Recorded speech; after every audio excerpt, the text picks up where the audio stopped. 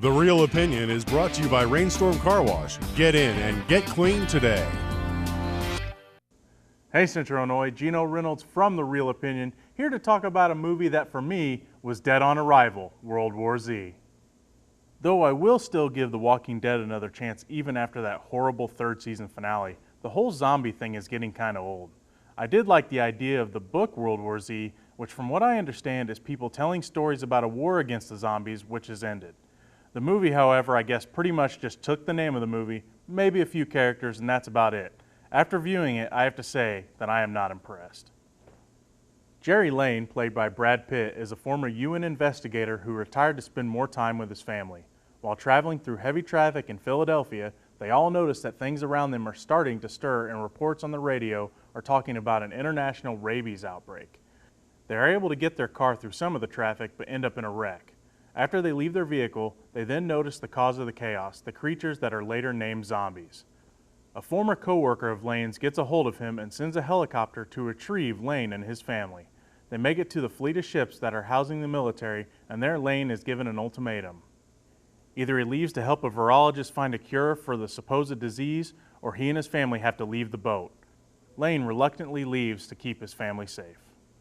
This movie's main problem is its convenience to its plot. You see, even when our main character runs into a dead end, he is still able to find that tiny little clue that leads him to just the right place to find another really tiny clue, and so on and so forth. Also, he would run into just the right person at just the right time to get these clues as well. The puzzle pieces just fit together way too well to make for a compelling story. I will say that I was a fan of the fast-moving zombies, but they really started to look fake when they got bunched together in big groups. When there were fewer on the screen, I thought they looked pretty good, but this does not happen very often. I also liked that when there was no one around to attack, they just stood around and didn't really know what to do.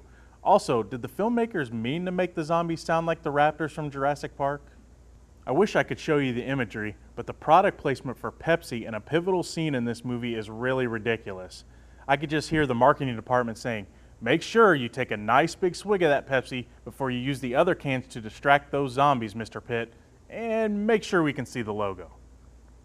Without giving away the entire ending, I really can't tell you the major reasons why I really didn't like this movie. It does have to do with a 1,000,000-to-1 hunch from someone who has really no idea at all about any of the details of this hunch, and it works. Add to this a 1,000,000-to-1 shot at succeeding in the most crucial part of this hunch, and it works perfectly on the first shot by someone who has no idea what he's doing. Ugh. I could go on and on about the other things I didn't like, but I don't have all day.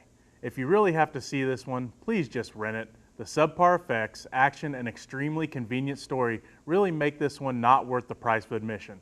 They apparently have already fast-tracked a sequel for this, so hopefully they can do a better job next time. But remember, it's only just one guy's opinion. I'm Geno Reynolds from The Real Opinion. Until next time.